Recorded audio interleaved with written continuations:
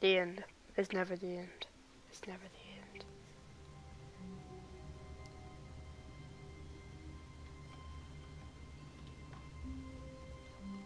All of his co-workers were gone. What could it mean? I don't know. Stanley decided to go to the meeting room. Perhaps he had simply missed a memo. Probably. Because I'm stupid. I'm stupid. I hate Mondays. He hates Mondays. Last episode, we played Minecraft and Portal. When Stanley In the came original to a set of Stanley two game, open which scared doors, me. he entered the door on his left. We're gonna do what he says for the most part this time. For the most part, like I said. Yet there was not a single person here either. Feeling a wave of disbelief, Stanley decided to go up to his boss's office, hoping he might find an answer there. That's funny. Alright. Yeah? Hi. Hi. Stanley stepped into the broom closet, but there was nothing here, so he turned around and got back on track. I did? What's that? What's track? What's a track?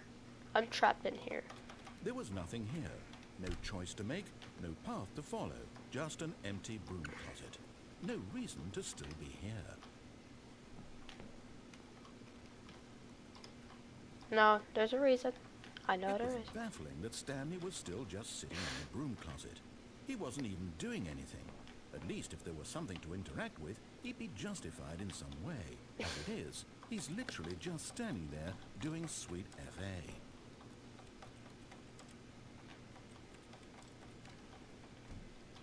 Are you really still in the broom closet? Standing around doing nothing? Yeah. Why? Because Please Ken. offer me some explanation here. I'm genuinely confused. Well, the broom closet ending is amazing. I mean, have you seen it? You I've got do to see it. realize there's no choice or anything in here, right? If I'd said Stanley walked past the broom closet, at least you would have had a reason for exploring it to find out. It didn't even occur to me because literally this closet is of absolutely no significance to the story whatsoever. Exactly. I never would have thought to mention it.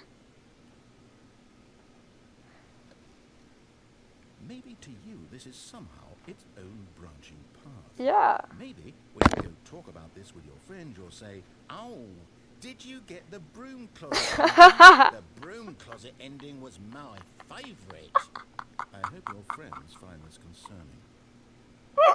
I hope you're. Did you get that broom closet ending? Stanley was fat and ugly and really, really stupid. He probably only got the job because of a family connection. That's how stupid he is. That or with drug money. Also, Stanley is addicted to drugs and hookers. Well, I've come to a very definite conclusion about what's going on right now. You're dead. You got to this broom closet, explored it a bit, and were just about to leave because there's nothing here, when a physical malady of some sort shut down your central nervous system and you collapsed on the keyboard. In a situation like this, the responsible thing is to alert someone nearby so as to ensure that your body is taken care of before it begins to decompose. Hello? Anyone who happens to be nearby? The person at this computer is dead. He or she has fallen prey to any number of your countless human physiological vulnerabilities. It's indicative of the long-term sustainability of your species. Please remove their corpse from the area and instruct another human to take their place at the computer, making sure they understand basic first-person video game mechanics and filling them in on the history of narrative tropes in video gaming, so that the irony and insightful commentary of this game is not lost on them. All right, when you've done that, just step out into the hallway.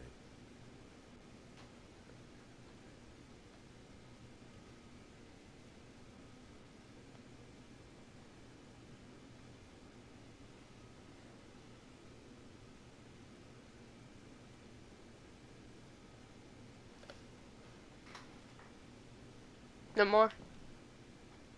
Is there any more? I went around a bit.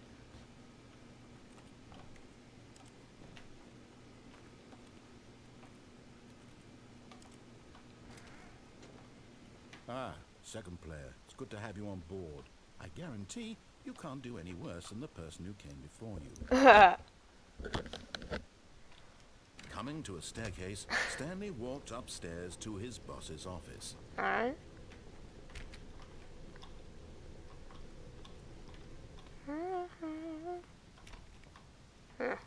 Wait.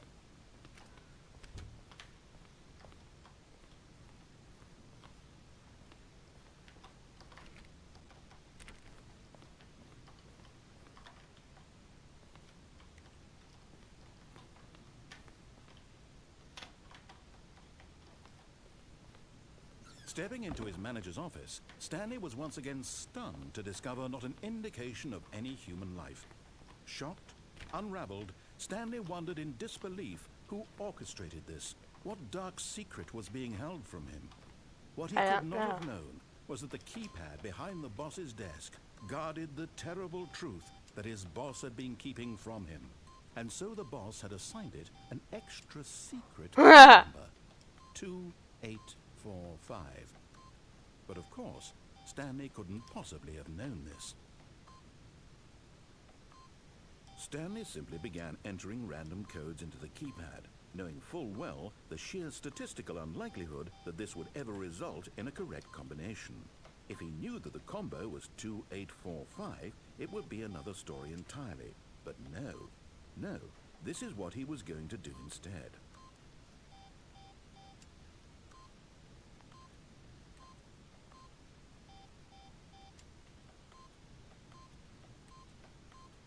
Yet incredibly, by simply pushing random buttons on the keypad, Stanley happened to input the correct code by sheer luck. Amazing. Oh. He stepped into the newly opened passageway. There's an elevator. Oh. Oh. Loading, loading, loading, loading, loading, loading, loading, loading, loading, loading,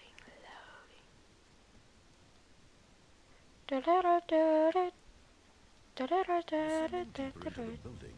Stanley realized he felt a bit peculiar. It was a stirring of emotion in his chest, as though he felt more free to think for himself, to question the nature of his job.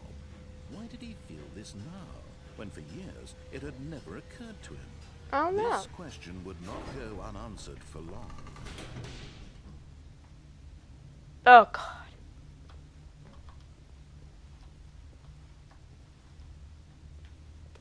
Stanley walked straight ahead through the large door that read Mind Control Facility. Oh, hi.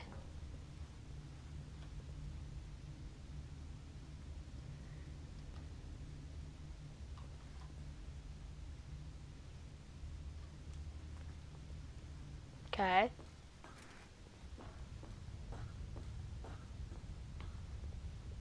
Button.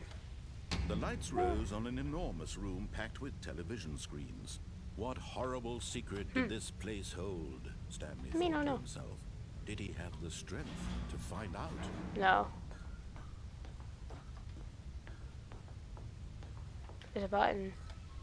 Now the monitors jumped to life, their true nature revealed. Each bore the number of an employee in the building, Stanley's co-workers. The lives of so many individuals reduced to images on a screen, and Stanley, one of them, eternally monitored in this place where freedom meant nothing. Where? I'm 427, so where's the...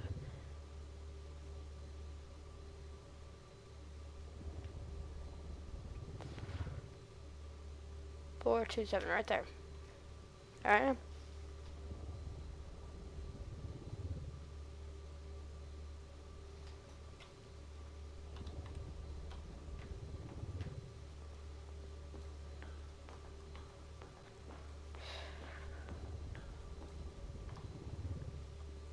Wait, is that the one from the original one? Wow, look at that is there. That's funny. Button. This mind control facility, it was too horrible to believe. It couldn't be true. Had Stanley really been under someone's control all this time?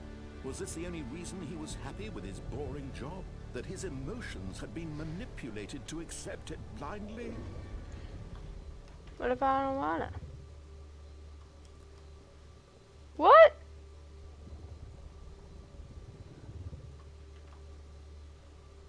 Okay. What else? Oh, who has the lounge? Another. Okay. Fired. I want to see if anything pops up there. Yeah, it does. What? Hmm. Is that open? It's open too. Can't hit that. Maybe I can hit this button again. Hold on. This open? It is, but the door shut, so. Uh-oh.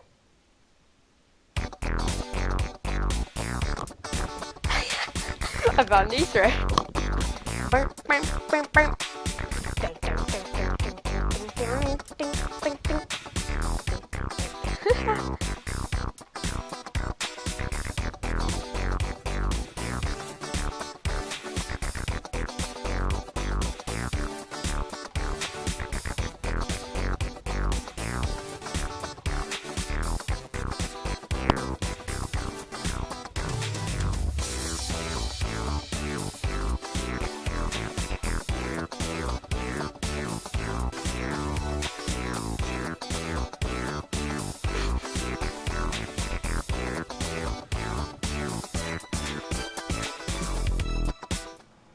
No, he refused to believe it. He couldn't accept it. His own life in someone else's control? Never. Never. It was unthinkable, wasn't it? Was it even possible? Had he truly spent his entire life utterly blind to the world? Probably. But here was the proof. The heart of the operation. Controls labeled with emotions. Happy, or sad, or content. Walking, eating, working. All of it monitored and commanded from this very place. And as the cold reality of his past began to sink in, Stanley decided that this machinery would never again exert its terrible power over another human life. For he would dismantle the controls once and for all. Or off. The good ending or the bad ending. Oh, Stanley, you didn't just activate the controls, did you? What? After they kept you enslaved all these years, you go and you try to take control of the machine for yourself. Is that what you wanted? Control? Oh, Stanley, I applaud your effort, I really do. But you need to understand, there's only so much that machine can do. You were supposed to let it go, turn the controls off, and leave. If you want to throw my story off track, you're going to have to do much better than that. I'm afraid you don't have nearly the power you think you do. For example, in the next episode, we'll see the end of this ending to the Stanley Parable, and we'll see the off ending. That was an awesome Easter egg. I never noticed that. That is really cool. See you in the next episode. Bye.